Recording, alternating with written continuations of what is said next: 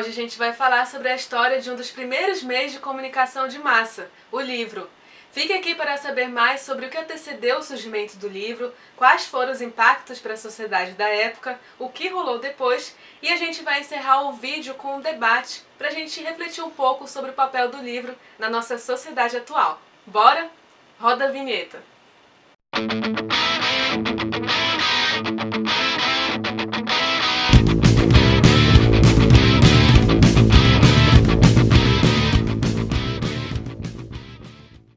Olá pessoal, esse é o canal Nossa Polis. Aqui você encontra conteúdos para se preparar para a universidade e também para refletir um pouco. Eu sou Natália Moraes, sou jornalista e se é a sua primeira vez aqui, essa é a série Seja Comunicação. Nela a gente vai conhecer um pouco dos principais meios de comunicação de massa. A gente já viu aqui a importância da comunicação, a diferença entre os meios de comunicação de massa e os meios de comunicação individual, e no vídeo de hoje a gente vai conhecer um pouco da história do livro, que é considerado um dos primeiros meios de comunicação de massa. Para isso, vamos voltar no tempo e entender primeiro como a escrita surgiu. A gente já viu aqui que a arte rupestre marcou o início da comunicação na humanidade, mas foi a partir da escrita que tivemos um momento decisivo: a representação do pensamento e da linguagem humana por meio de símbolos. E se antes a humanidade só conseguia se comunicar de forma oral, a escrita permitiu que a cultura pudesse ser transmissível, como leis, filosofia, história e por aí vai. Os mais antigos testemunhos encontrados são da antiga civilização mesopotâmica, onde hoje fica o Iraque. Produção, mostra aí pra gente onde que fica. Há cerca de 3.000 anos antes de Cristo, os povos sumérios inventaram a escrita cuneiforme. Esse nome é dado porque, para escrever, eles usavam uma pequena ferramenta chamada cunha.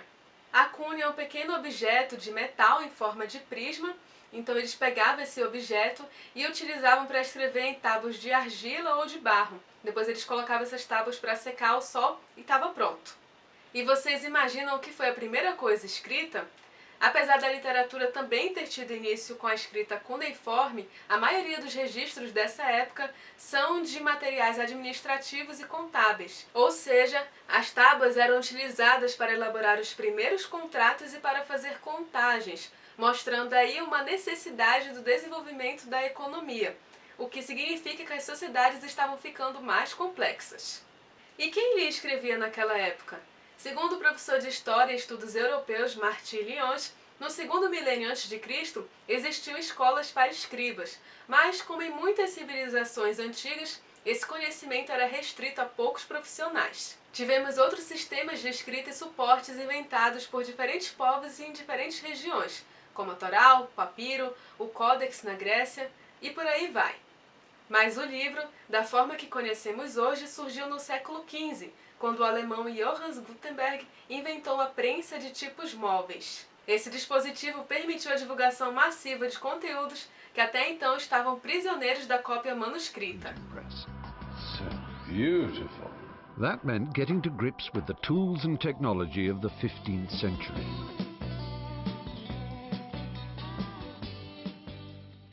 A invenção da prensa provocou uma enorme revolução na sociedade da época e inclusive foi considerado um símbolo de uma nova era, porque ela permitiu a popularização da leitura e inclusive a transformação do livro em um produto industrializado com um custo menor para todos.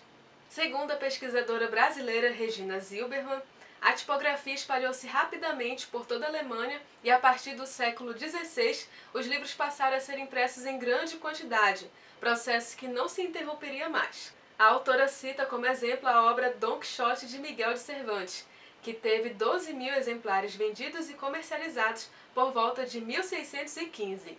Mas toda invenção desperta diferentes interpretações. Existem os que a aprovam e os que a veem como ameaça. Por exemplo, os copistas, que vendiam livros manuscritos, estavam com receio de perder o seu modo de vida. Já os eclesiásticos temiam que as pessoas comuns passassem a ler os livros por conta própria e não mais acatassem o que lhes dissessem as autoridades quanto aos ensinamentos religiosos. Para se ter uma ideia, o Vaticano instituiu na época o Índice Católico de Livros Proibidos, que listava uma série de obras que eram proibidas aos católicos. Indo contra outro desejo do clero, depois de aprender a ler, as pessoas não se restringiam à Bíblia, É o que mostra a publicação no século XVII em diante de livros baratos. E qual foi a revolução seguinte envolvendo o livro? Há quem pregue o fim do livro como objeto impresso no papel e diga que toda leitura no futuro será feita apenas em textos eletrônicos. O livro digital, o e-book, surgiu no final do século XX e trouxe uma série de mudanças na leitura, já que ele permite uma experiência diferente. Eles são possíveis de se ler em aparelhos próprios para isso, como o Kindle, a tela de um celular, o tablet e por aí vai. Mas, até o momento, a morte do livro não aconteceu e, pelo contrário, existem muitas pessoas que ainda preferem o tradicional livro de papel.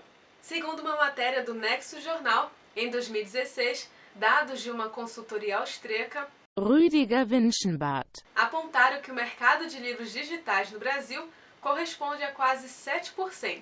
Em 2017, um artigo publicado pela Associação Britânica de Comércio, UKSG, tentou entender por que os livros digitais não foram aderidos em maior escala, e, segundo ela, um dos motivos pode estar ligado ao cansaço ocular relacionado ao uso prolongado da tela. Mas em 2020, a pandemia afetou os hábitos de consumo e isso inclui a leitura. A pesquisa Retratos da Leitura no Brasil mostra que a plataforma Estante Virtual, que inclui sebos e livrarias em todo o país, registrou um aumento em abril desse ano de 50% em comparação ao mesmo período do ano passado.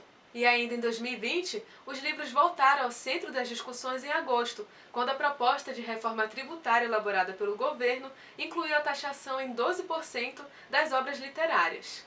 Os livros são isentos de imposto desde a Constituição de 1946, o que foi mantido na Constituição de 1988. Em reação à medida, a hashtag Defenda o Livro agitou as redes sociais, entendendo que a taxação iria encarecer o produto final ao consumidor, além de dificultar o acesso à população de baixa renda à aquisição dos livros.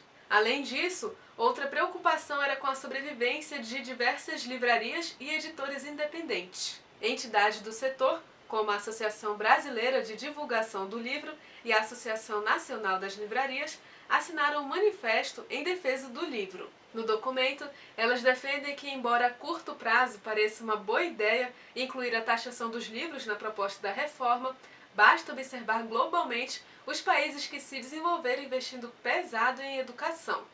Será que, enquanto sociedade, nós compreendemos a importância do acesso à educação? Quanto vale o acesso ao conhecimento? São essas algumas perguntas que eu quero deixar para você refletir aí na sua casa.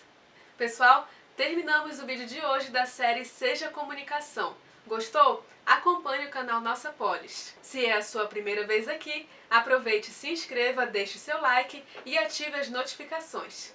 Lembrando que todas as referências utilizadas para fazer este vídeo estão aqui embaixo na descrição. Obrigada por assistir até o fim e não perca o próximo capítulo dessa série, onde nós vamos conhecer um pouco mais sobre o surgimento do jornal impresso. Até a próxima e bons estudos! Tchau!